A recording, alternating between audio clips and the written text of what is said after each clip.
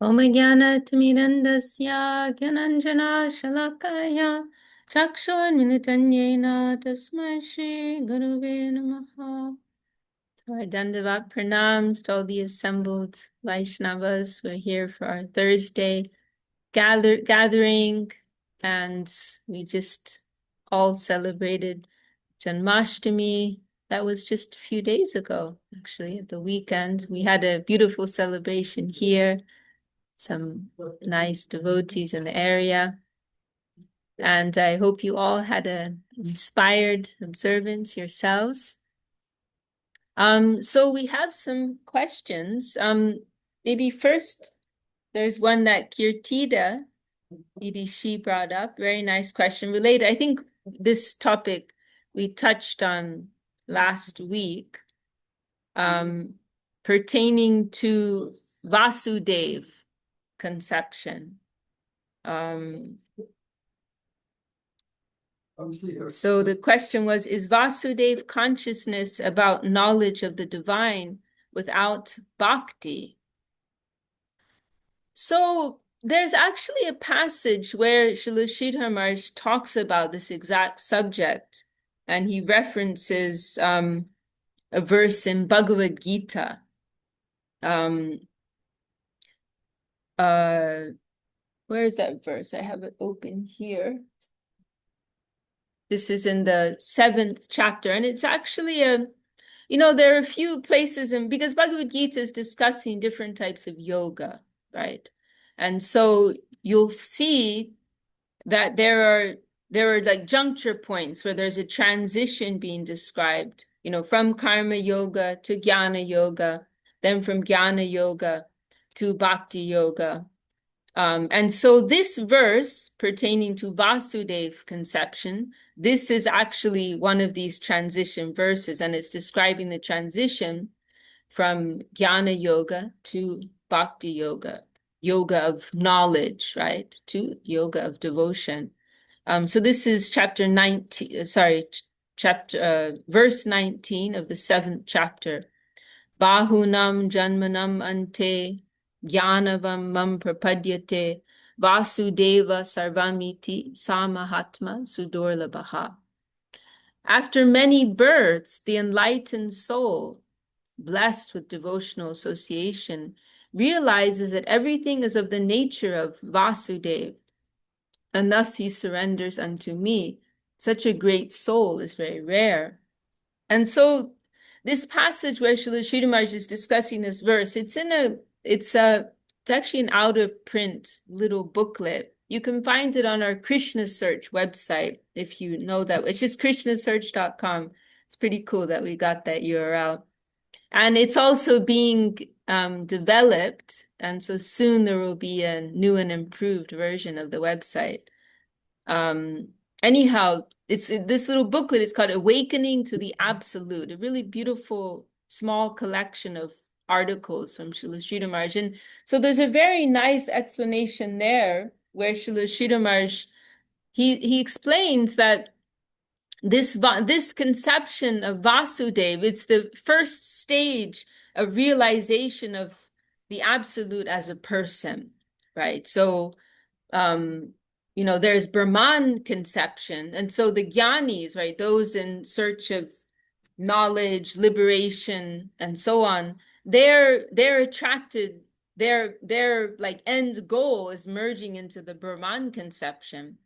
And so what this plane of impersonal consciousness, right? And so what this verse in Bhagavad Gita is describing, that out of all these jnanis, right, who are approaching Brahman, one very rare, special soul will be able to realize that the source of this whole plane of consciousness is actually a person, right? That actually consciousness means person, right? And so that's what this verse is describing. And that rare soul who realizes that the source of this Brahman plane is a person. And then so the first stage of that is Vāsudev. And yes, there is some degree of bhakti. That's the answer to the question there. Because the thing is, it's like there's that expression, to know him is to love him. And so in the same way, if someone has some realization of the absolute as a person, even if it's like there's not so much detail around that person, still any conception of God the person, even if it's a little hazy, there will be some devotion there. There will be some bhakti there. And so that's what Srila Sridhar Maharaj explains. I can read something from there. It's very nice. Maybe I can even do a screen share. That could be cool. Then everyone can follow. Let me see. Here it is. Share. Here we are. So it's this chapter in Awakening to the Absolute, chapter The Path of the Heart. What a beautiful name. And so this is this person, then this devotee is actually referencing that verse in Bhagavad Gita, Bahunam Janmanam Ante Jnanavam Prapadyate, this verse we just read. And we also mentioned the translation. He's asking for the meaning. Srila Sridhar Maharaj, from Brahman conception, the different installments follow. So it's not that, so it's like going from Brahman conception, it's not that you go immediately to Krishna or Vrindavan, right? But there are different stages of Krishna, different stages of the personal conception of the Lord, many different stages before you get to Krishna. So from Brahman conception, the different installments follow. In Brahman realization, there is a mass of consciousness, all consciousness. Then the next step will come. The consciousness is of individual character. With deeper vision, individuality is added to consciousness. There is consciousness plus individuality. In fact, no consciousness can exist without individuality, without personality. So the consciousness is personal. Personality and consciousness, they cannot be separated one from the other. What is differentiated from personality, that is only the halo of the personality. It is something like that. So Brahman plane, in our conception, is simply the light coming from Krishna's body. It's his halo, right? So from our point of view, there's no question of it being divorced from a person or from it not having the personal element, because it's intrinsically connected with the person. It's emanating from the person.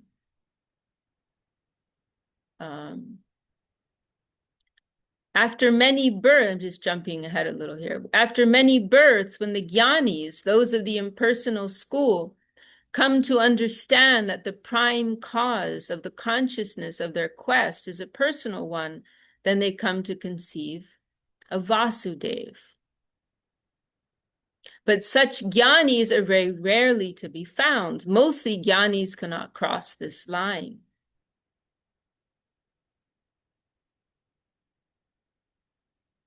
Generally, it is the fate of the jnanis to climb up to the highest position with great effort, and then when they cannot grasp that consciousness means person, they cannot cross that understanding, they have to revert back. They have to come back, fall back. And those who can cross this line can understand that, yes, consciousness means person, a big personality. I am small. Bhakti begins there. The relation of subordination of the lower to the higher, that comes into effect. And sa mahatma sudurlabha. So this is the last line of that verse about the Vāsudev conception. Durlabha means rare, then sudurlabha means extremely rare.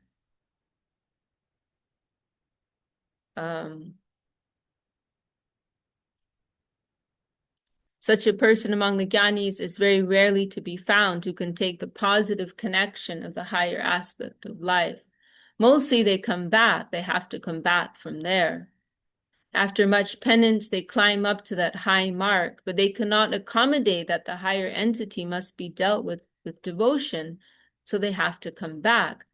But those who realize Vasudeva Sarvam Iti, that Vasudev, Purushottam, is personal, they can cross the line and enter Vaikuntha, the service area proper. So this is the answer to the question about whether there's bhakti in the Vāsudev concept. The answer is yes, right? As Srila Sridhar Maharaj is saying, that's like the first stage of personal conception and devotion to the Lord. And I'll share this in our chat here for those who want to read it for themselves. And welcome those who joined. Vishaka Didi, I have a Yes, question regarding Prabhu. that. Yes, So, Ramananda Prabhu. Dandas, thank you for explanation. So, how one does make the progress from impersonal to personal, like you mentioned, see, it's a sudurlabha. Well, has to start with a little grace, right? Has to start with some grace. And I'm reminded of the famous Chaitanya Charitamrita verse, right? Brahmanda Brahmite Kon Bhagyavan Jeev Gu Krishna Prasade Pai Bhakti Lata Beach. That the fortunate soul, after wandering and wandering throughout so many planes of life, since time immemorial, they come to receive the grace of Guru and Krishna, right? And receive Bhakti Lata Beach, the seed of the vine of devotion, right? And so that is how it begins, right? There has to be some grace and there has to be some humility, right? It's a tricky question because it's difficult to exactly identify the starting point because there are different factors involved. But we can say humility is one important factor, and Srila Sridhar Maharaj mentions that in that explanation we just went through.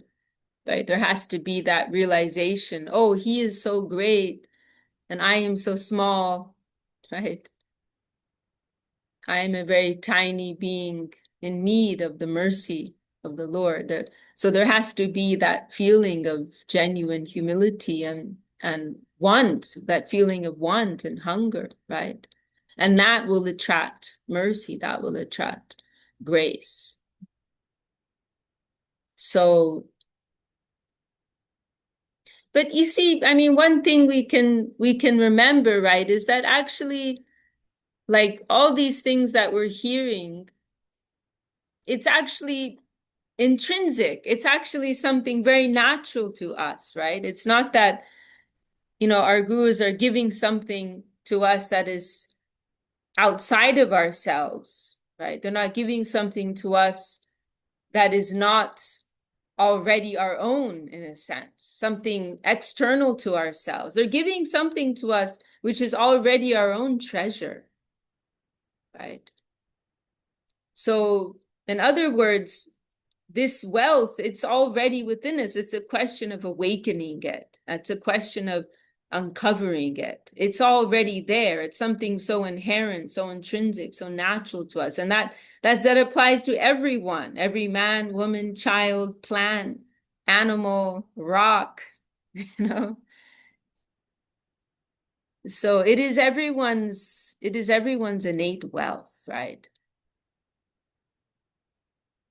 But then we do need grace, right? We do need grace to uncover that wealth that is within us. So how to make that transition from impersonal to personal, I would say humility on our side and mercy on the higher side, right? And sincerity, right? Because this is the thing, right? It's not that everyone who is of the impersonal conception is, how can we say, resistant to further development, right? There's a separation.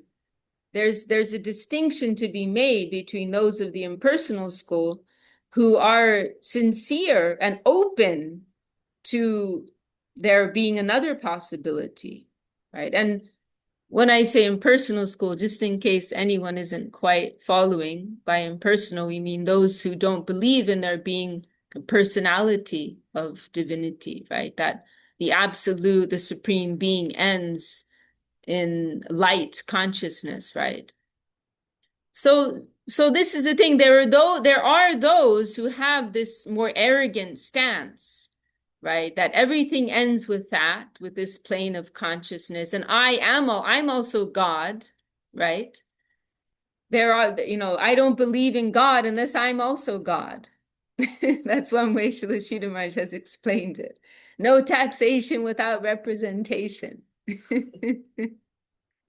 So there are those who take this type of arrogant stance, and Srila Maharaj was discussing that in what we were just reading, right? And therefore they get to that point of liberation after so much endeavor, right? So much austerity and so on. But because of this arrogance, because they're not able to accept the true nature of things, because they're not able to accept that they are small, finite beings, that they are not, the original divinity, because they're not able to embrace this, what is actually a wonderful thing, then they have to come back to this world. They may be in that liberated position within Brahman for so many ages of time, but eventually they have to come back, right? So there are those of that line, right? But there are others who have more of an innocent approach to it all, right? That they may be more attracted to the Brahman conception, or they may feel that the Brahman conception makes more sense to them. But once they come to some experience or some realization or some knowledge comes to them that, oh no, there's something more, they're not resistant to that. They're open to that, right? They're humble enough to admit that, oh, it's possible there's something else, right? And actually the whole of the Vedic presentations kind of playing with people in this way. It's all like quite vague. Their descriptions of the absolute is all quite vague. And there's Bhagavan, Paramatman, Bhagavan, Brahman, but like, what's the hierarchy? What's the gradation? That's actually not clear until you get to Srimad Bhagavatam. So they're kind of playing on this not knowing thing, which is quite intriguing and leaves room for different possibilities and leaves room for everyone to have a space, no matter what level of realization they're at, right? Like I mentioned before, I had one of our godbrothers. He was doing some research for our calendar, our Vaishnava calendar, and he went to Varanasi, which is one of the places to go to find all these experts, and they were having some discussion on these exact topics. And is it Brahman, is it Bhagavan, is it Paramatman? And this like Indian scholar gentleman, he was saying, like, his stance on it all was, we don't know, what's beyond. We know there's something great and wonderful and big, but we just don't know. And he was happy in that not knowing, like we know there's this great vast divine plane, but what exactly is its nature, or is there some personal realm beyond this plane of light? I don't know, maybe. And he was just very happy with that. He didn't feel any need, to go past that or to research it. And he was just happy living, a very spiritual person, living his spiritual life and chant. He was like running a school, training young boys and learning Sanskrit Vedic mantras, something really intense like that, and no, and there's, he's just that's pretty absorbing, and he's very happy with that. He didn't need to go beyond that. But so, he wasn't like fixed. No, this is what it is, and there's nothing else. So you could say there was a humility in him. Could also be laziness, but we won't go there. Right. And then we also see, no, I'm joking. I think he was a very nice guy. And then there are also some famous examples, right?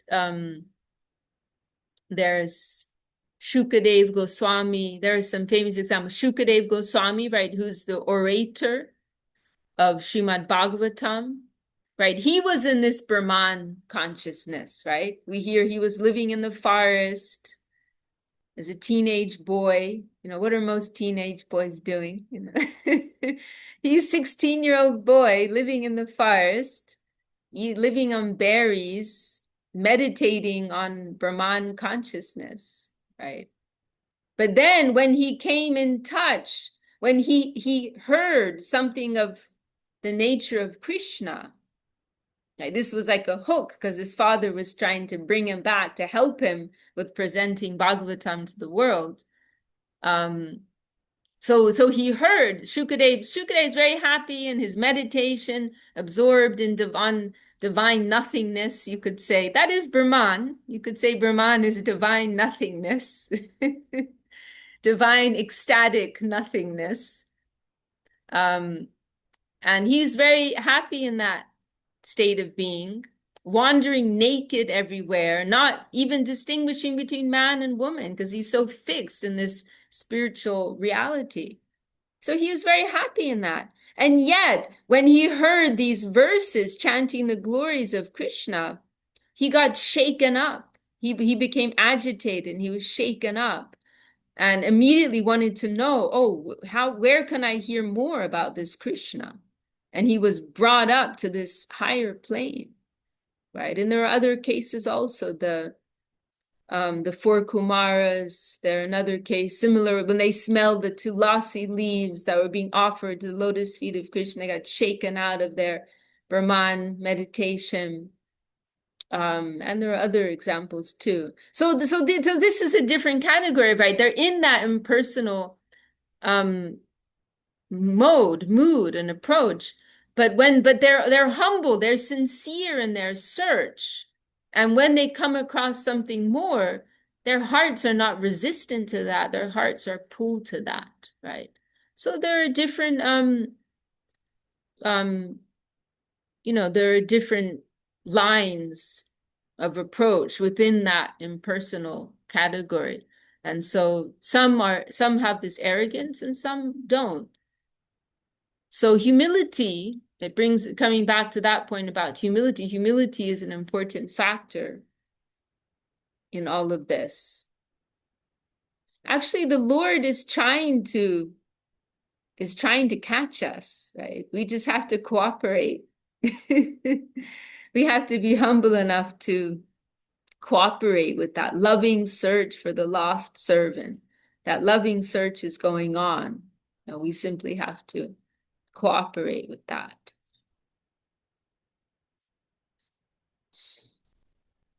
So those are my thoughts on that. What do you say, Ramananda Prabhu? Thank you so much, Vishaka Didi. Thank you so much. Yeah. So I also have one reflection actually. Because I go to different temples and I see deities, very beautiful deities. Sometimes I don't know how to relate. Actually, devotees are very nice. I went for Janmashtami in Mountain View. They have Radha Madan Mohan and Mahaprabhu, very beautiful, amazing lordships. And there were 15,000 people, so I had fun there. Wow. I got to do little service, and they're all very kind, very respectful, and I enjoyed. Yeah, I just tried to serve, and Prabhupada, they decorated Srila Prabhupada so amazingly, so beautiful. Yeah, it was very nice experience. Yeah, thank you so much. And welcome. We had a few others join. Jagannath Priya is with us. Ash is with us. Ananta. So Axel is the latest addition to our family. Ananta, who you knew as Axel before, he's now Ananta Shesh. He just received initiation in Salt Lake City. So very hearty congratulations, Ananta Shesh Prabhu. And what a beautiful name. Chai. Do you want to share any reflections, Ananta Shesh? Anything you want to share with us today? Dhanyavad, Vishaka. Dandavad. I mean, as for reflections, I don't think I really have any. I just, like they say, when you get initiated, it feels like a, a brand new beginning, like a new start. And really, I feel like I've gotten that. And so now I'm really trying to see how to organize my life in such a way where I can really meditate on this new feeling that I'm getting. Because now that I've taken shelter of Nyasi Maharaj, uh, I feel much safer now, like than I did before. Hmm. Um, and and I really want to do some service for him and for our Guru Varga now that I've been invited. And now I'm trying to see how can I remain in that meditation, like remain steady to serve properly and remain within, Trinata peace and each and Hmm. trying to get those qualities, and just so I can remain in the line and with full sincerity and yeah. So I, yeah, that's all I need to say. Thank you. Nice. Jai Ananta Shesh Prabhu ki Jai. Joy. Well, that was very beautiful. And you've obviously got a lot of support in the room, lots of Jais and Hari Bols. And Ash is celebrating the party hat. Very nice.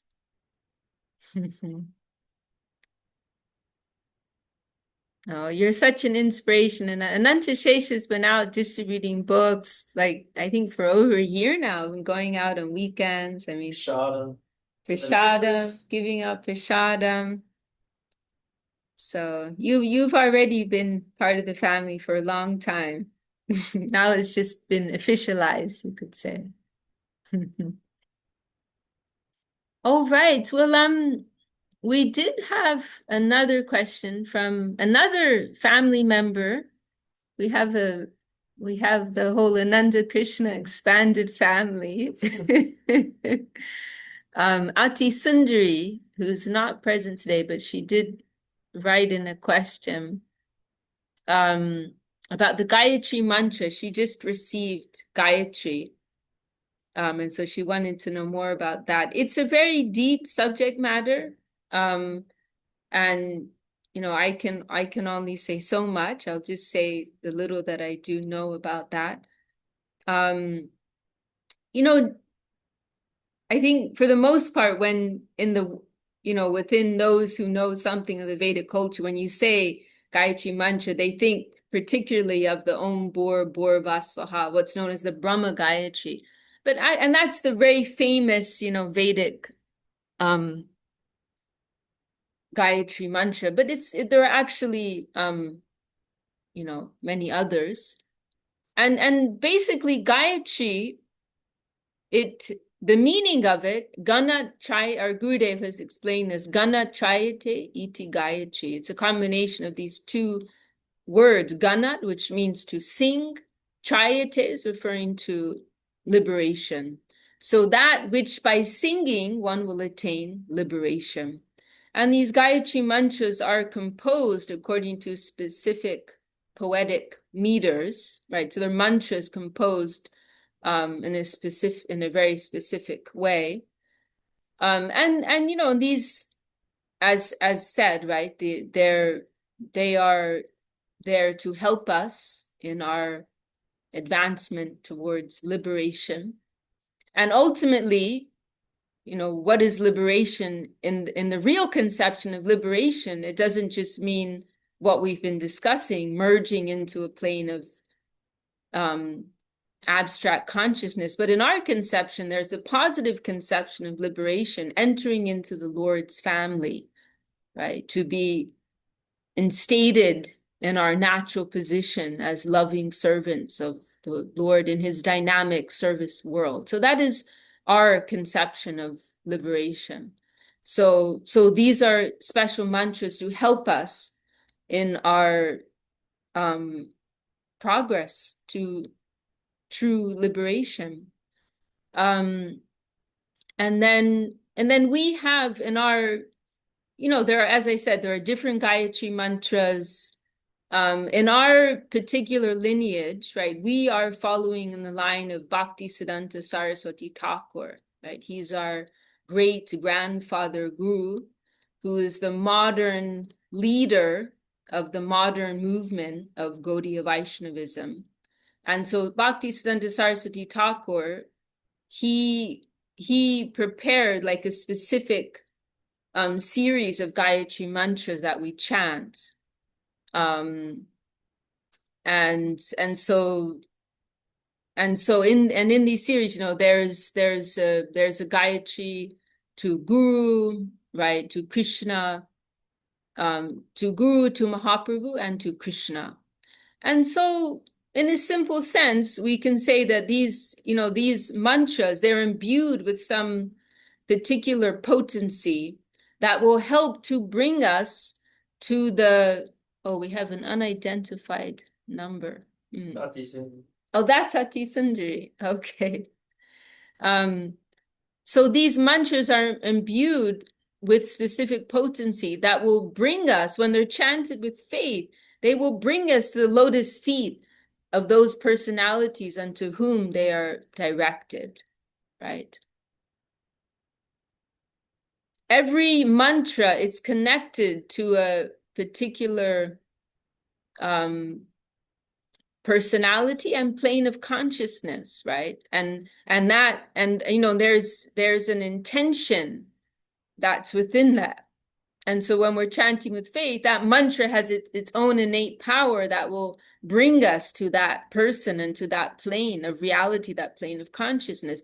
As an example, we hear in the Brihad Bhagavatamrita, this scripture written by Sanatana Goswami, we hear of Gopakumar, right? He's this cowherd boy who receives this Gopal mantra. And we hear he's a simple cowherd boy, but he's chanting this mantra with faith. This mantra is connected with Krishna of Vrindavan, right? That's the potency that's imbued within it. And so when he's chanting that mantra, the mantra is trying to bring him to that plane of reality. And so we hear in this Brihad Bhagavatamrita how Gopakumar, he's chanting this mantra, as I said, simple-hearted, doesn't know too much. But by chanting this mantra, he's becoming purified and he's making advancement. And then there's a whole detailed description of how he's gradually moving through different planes of reality, right? He ends up going to the topmost plane within this material zone, Brahmaloka or Satyaloka. He even takes on the position of Lord Brahma, the creator, for some time. Then he goes beyond that, passes through the Brahma Jyoti, enters the Vaikuntha plane, the plane of Lord Vishnu, Narayan. But what we see in the course of all this is that as he's chanting, he's reaching higher levels of reality, but he's never quite satisfied because the mantra is connected to that topmost plane of Radha and Krishna and Vrindavan. And so he finds that he's not satisfied because the mantra has this energy that's trying to take him to a particular place.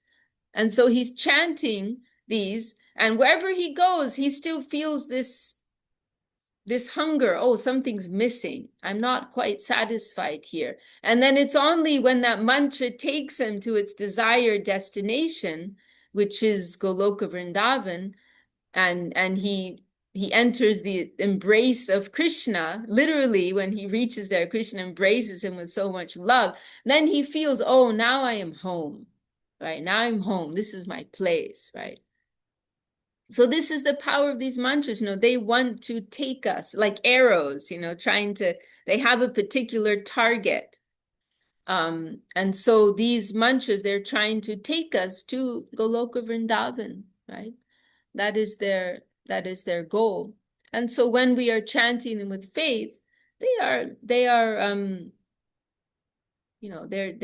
helping us, to go to our destination, we also hear, because we're also told that the Hare Krishna Maha Mantra is actually everything, right?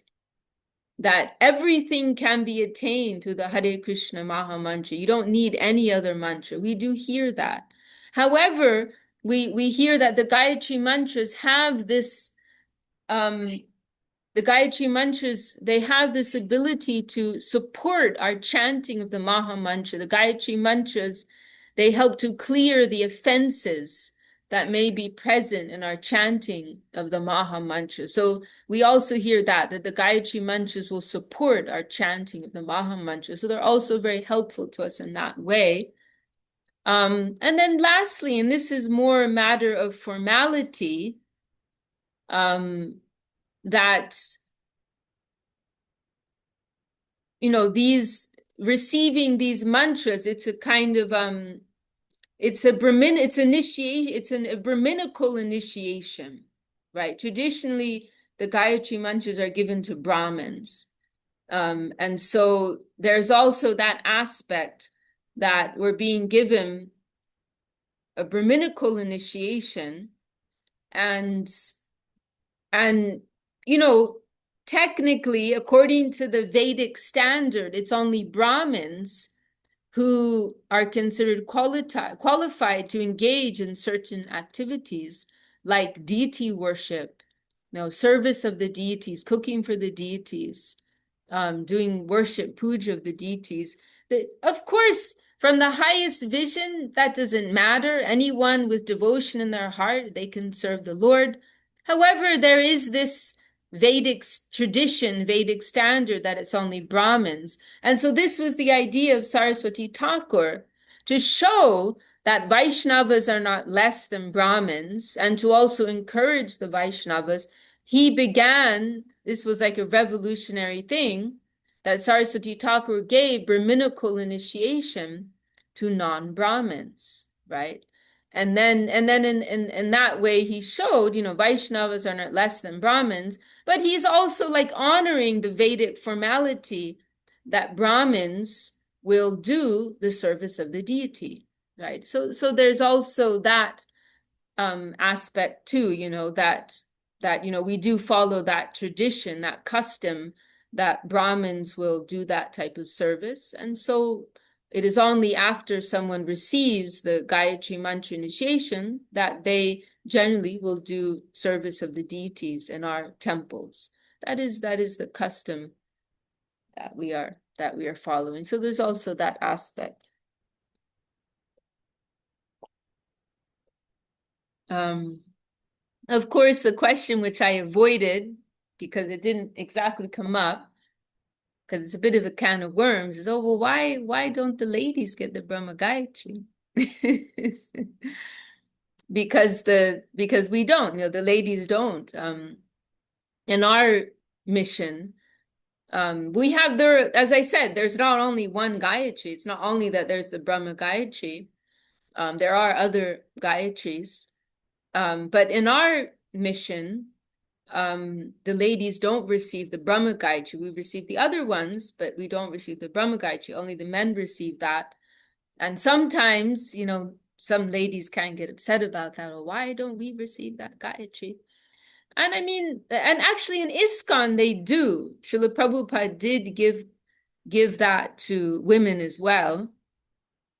I mean, there is an element of us just figuring this out as we go along, because everything's an innovation, actually. What a lot of the things that Saraswati Thakur did, they were revolutionary. It was an innovation. And things are like, things are still kind of developing and being worked out in terms of how we practically apply certain things, right? So Srila Sridhar Maharaj, he chose not to give the Brahma Gayatri to women, but Srila Swami Maharaj Prabhupada did. Already giving the Gayatri at all, like the fact that Saraswati Thakur gave the Gayatri Mantra to persons who were not born into Brahmin status, that was already revolutionary, right? And then, as I understand, Saraswati Thakur gave that to men only, not to women. then Srila Sridhar Maharaj and Srila Prabhupada choosing to give that to women, that was like another step further. And as I understand why Srila Sridhar Maharaj didn't give the Brahma Gayatri to women, it's because that Brahma Gayatri, it's specifically connected to the giving of the Brahmin thread. Because traditionally when young Brahmin boys, they're around 12 years old, they have like a special fire sacrifice. There's this initiation, into Brahmanhood. And then they're given the Brahmin thread at that time. And this Brahma Gayatri is specifically connected with that, with the giving of the thread. And it was simply a custom, that's given to boys. And so I believe Srila Sridhar Maharaj was simply honoring that custom. But it's not that women are being given anything less. And there are, we are chanting all the other Gayatris. So that's my answer on that. Okay. Well, I hope that answers Ati Sanji's question. Does anyone in the group want to bring up any other talk? Want to add anything to what's just been discussed?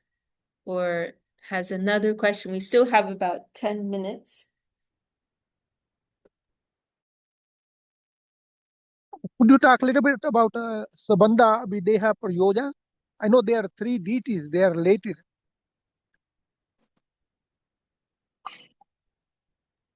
Sorry, what did you say, Ramananda Prabhu? About Sabandha, like Abhideha Prayodan. There are 3 things we have. Abhideha, I don't know, I forget how it goes.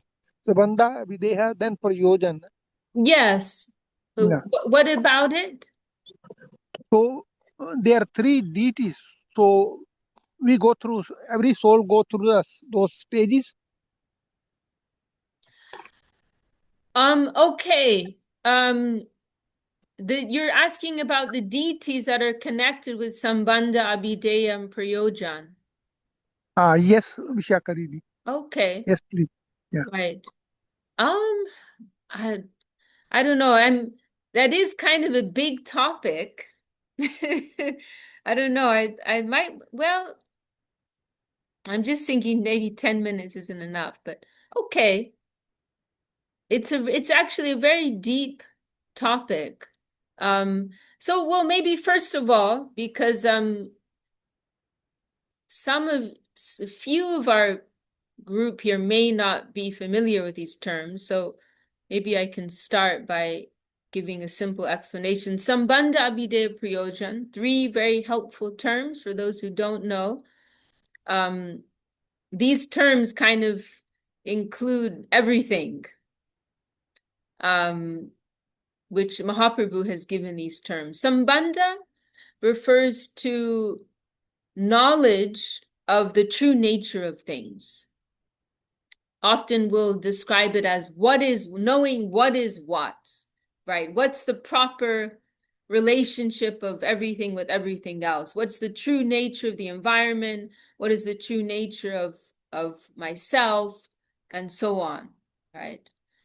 So this is Sambandha, very, very important. You can say the beginning of our spiritual life, right? Understanding I'm a soul, right? I'm not this body. I'm constitutionally a servant of Krishna. All of these things. This is Sambandha Gyan, knowledge of what is what. So that is Sambandha. And then Abhideya, thank you, Anand Krishna has written in the chat here.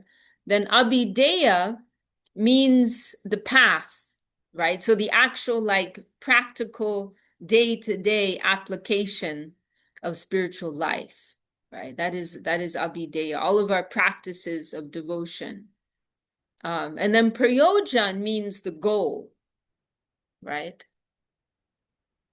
And that is prema, divine love. So one simple analogy for these 3 things you could say is like Sambandha is like the GPS, the Google map identifying, oh, I'm here. This is my actual situation where I am. Abhideya is the route going forward, right? And then prayojan is your destination, the goal that you want to go to.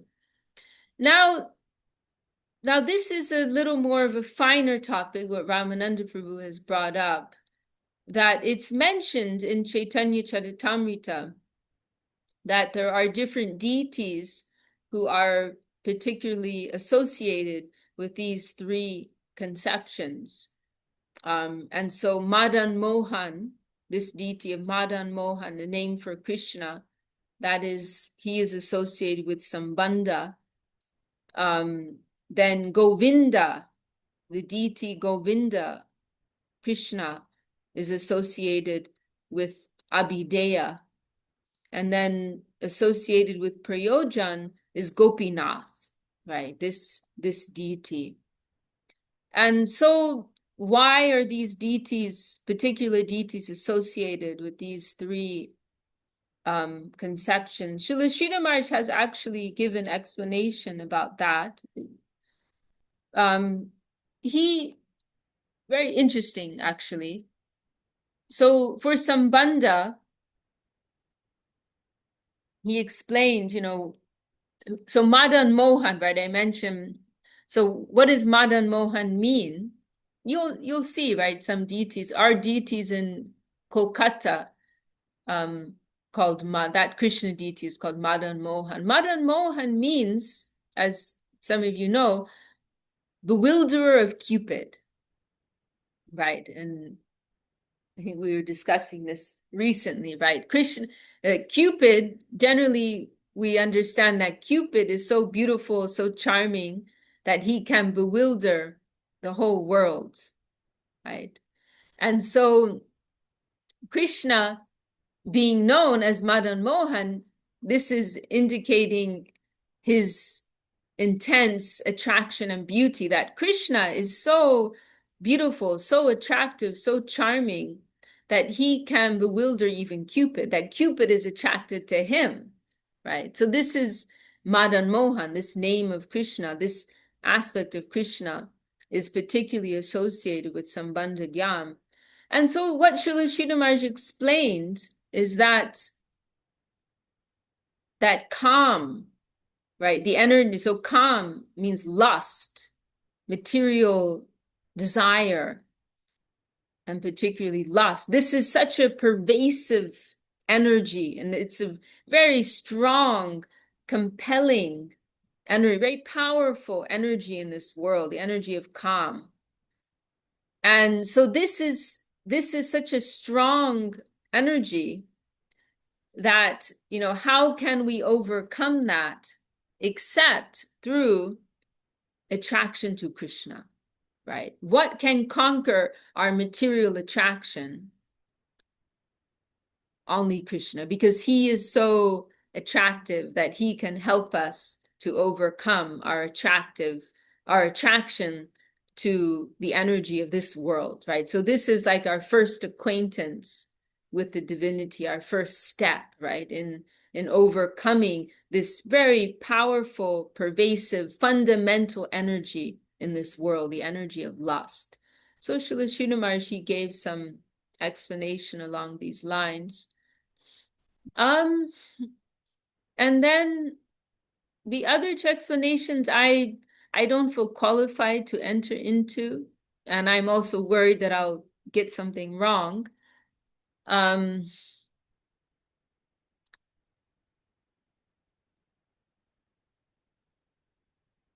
But yeah, I think I better not say anything more than that. No, thank you so much. You covered already big ground, a lot of ground today. Thank you, Shaka. I appreciate that. Yeah. I think it's enough for us to chew on.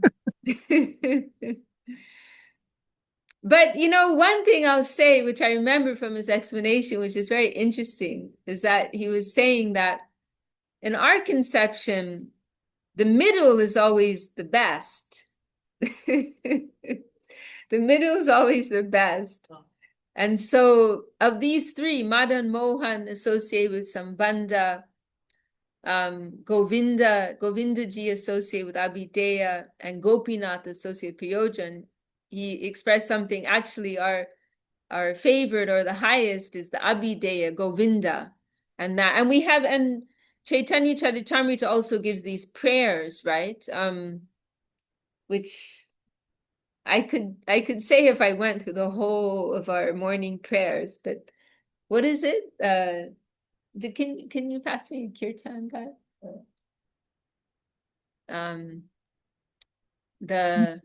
Which one? Jaitam Surtopangor? Yes, yeah, Jayatam, so those, yes, thank you, Prabhu. Yes, Jayatam Sudato Pangur, Mamamandama Tergati, Matsarvasva Parambujo, Shiradha Madana Mohano. This is the prayer for Madan Mohan. And then for Govinda Abhideya, Divyad Rindaranya Kalpa Jumada, Shima Ratna Gada. So I gotta open it up here. But yeah, so in the prayer for the Govinda deity, this book is just all over the place. I don't know why we laid it out like this. This is partly my fault because I helped. Here we go. This is our little pocket edition. Divyad Rindaran. Let me read this actually. Let's read these all together. So I just chanted the first with Ramananda Prabhu, and the translation. All glory to the merciful Shishi Radha Madan Mohan. Although I am lame and wicked, they are my sole shelter, and their lotus feet are everything to me. I love that prayer so much. I am in the most fallen position, but my fortune is they are my shelter, and they are everything. So I have nothing, but I have everything at the same time. So then this is the next prayer, which is the prayer to the Abhideya deity, Govinda. Divya, and remember, this is also the name that Srila Sridhar Maharaj gave to his Krishna deity in our Navadvip temple. Divyad Rindaranya Kalpa Jumada, Shima Ratna Gada Simhasanasto, Shri Gandharva Shila Govinda Devo, Prishtalabi Sevyamano Smarami. I meditate upon Sri Radha and Sri Govinda being worshipped by their dear girlfriends as they sit upon a throne within a beautiful jeweled temple beneath the wish-fulfilling trees of the divine abode of Vrindavan. And then the final for Gopinath, the Prayojan deity. Shriman Rasara Sarambi Vamshiva Tata Tashtita Karshan Venu Swaner Gopir Gopinata Shri Istuna. May Gopinath, the beautiful originator of the Rasa Leela, who stands on the riverbank at Vamshivat and attracts the gopis with his flute song, bestow auspiciousness upon us. So what Srila Sridhar Maharaj explains, of course this is high topic, is that, so going back to what I was saying, right, Srila Sridhar Maharaj, he mentioned this, like it's always the middle conception is the best, and we were discussing this here recently, the golden mean, right? This was a philosophical concept Aristotle discussed, that the middle is always the best, and the middle point between two extremes, right? And then so we find this in the framework of Brahman, Paramatma, Bhagavan, right? What is Brahman? Greater than the greatest. What is Paramatma? Smaller than the smallest. What is Bhagavan conception? Where we find Krishna, the middle, right? Not the extreme of big or small, but that middle point, right? So we find that conception there, but then also here as well in this framework. And so what Srila Sridhar Maharaj explains is this, what's being described about Govinda. So we hear in the Gopinath prayer, this is describing Madhura Rasa, right? This amorous love with Krishna, very specifically in the Rasa Leela. This is very, very high. But Srila Sridhar Maharaj, this is from his very high place. He was saying this is actually general. Only he can say that, because it's like they're in the midst of billions, Krishna's in the midst of billions and billions of gopis in this Rasa Leela dance. But in what's being described for this prayer to Govinda is that it's a much more exclusive, intimate group, Radha Govinda. Prishtalabi, this Prishta is referring to who's very dear, very beloved. So there is Radha Govinda surrounded by their intimate, very close, beloved circle of friends and associates and servitors. So anyway, I'll be quiet there. All things are far beyond us. But anyhow, well, thank you all for your good association and for bringing up all these wonderful topics. Welcome, Rasananda Prabhu just came in, tuning in from Moscow. Amazing. And our Irish community, heard from them. Some of them are on their way. Soumya Shamij are on their way to London as we speak, so they couldn't join. And Anna also wrote in. She had an appointment. So it's so nice to see everyone's keeping in touch. All right. Well, any last comments or should we close for today? And sorry, my apologies if anyone else had a question or topic we couldn't get to today, but we'll cover it next time for sure. All right. Jai Srila Bhakti Sundar Govinda Dev Goswami Maharaj Ki Jai, Srila Bhakti Akshidhar Dev Goswami Maharaj Ki Jai. All the assembled devotees, sincere seekers Ki Jai. Harinam Sankirtan Ki Jai. Ki Jai Gaur Premanande. Haribo. See you all next time. Dandavats. Dandavats.